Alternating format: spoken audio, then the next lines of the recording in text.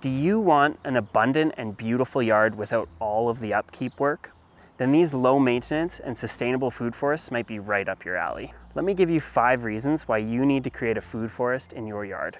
A food forest is an intricately designed garden that emulates a natural forest ecosystem, featuring diverse layers of trees, shrubs, perennials, ground covers, and vines. It maximizes productivity, resource utilization, and ecological benefits such as soil fertility and biodiversity to create a regenerative ecosystem. Food forests allow us to produce an abundance of food throughout the entire growing season. They're a really great way to sustainably manage our land and create visual appeal. Another great thing about food forests is that there isn't just one way to do them. They can be completely customized to any climate or geography, as well as your unique set of goals. Firstly, let's talk about maintenance.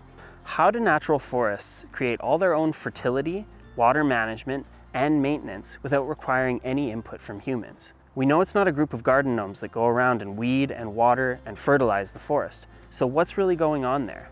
The answer to creating a low maintenance food forest is to let the plants do the work, and we do that by including the right support species.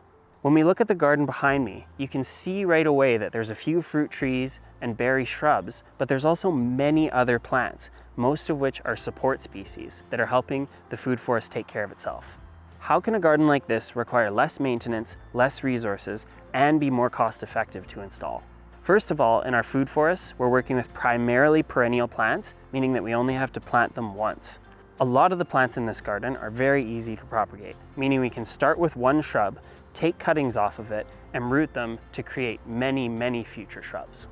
Because many of the perennial plants that we grow in food forests can be easily propagated at home, it means that you can grow out some or maybe even all of the plants that you want to plant in your food forest on your own. The next cost that we save on is water. A food forest like this requires no supplemental irrigation and is fed completely by the rain that falls from the sky, as well as rainwater that's channeled from the roof of the house. We also save money by not needing to continually fertilize. It is important when you start your food forest to make sure that you have healthy, fertile, decompacted soil that's going to create the right foundation for your food forest to thrive.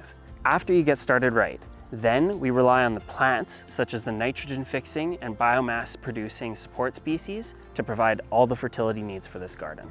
When we think about all those cost factors and compare them to a standard lawn, which needs to be mowed once or twice a week, all the equipment and fuel that requires, the energy and money intensive city water system that we use to irrigate that lawn, and the seasonal or annual application of fertilizers every single year, we can see that over time, creating a food forest saves money. In the food forest behind me, you can see the sheer diversity of plants, the many different types of structures, from trees to shrubs, herbaceous perennials, ground covers, and vines. You can also see so many different types of flowers. All of that adds up to create diverse habitat for beneficial insects, birds, and other animals inside our cities. And again, when we compare this to a lawn, you can really see the difference that even a small food forest like this can make. The last reason I'll share today about why to create a food forest isn't really about food at all. It's about how these spaces feel when you come into them as a guest, or especially if you live there and that becomes your habitat. This food forest is only 3 years old, and it's already created a sense of oasis and a paradise-like environment for the people that live here. The very first time I visited an old food forest, it completely inspired me that we can create human habitats that truly do feel more like paradise, and they can be completely unique to each person and their environment. Looking at this sheet, you can see how much planning goes into something seemingly simple like plant selection.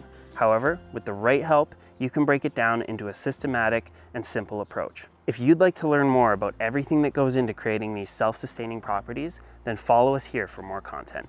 If a holistic and self-sustaining property is something you're ready for, yet you don't know where to start, check us out at fifthworld.com, where we can help you bring your vision to life.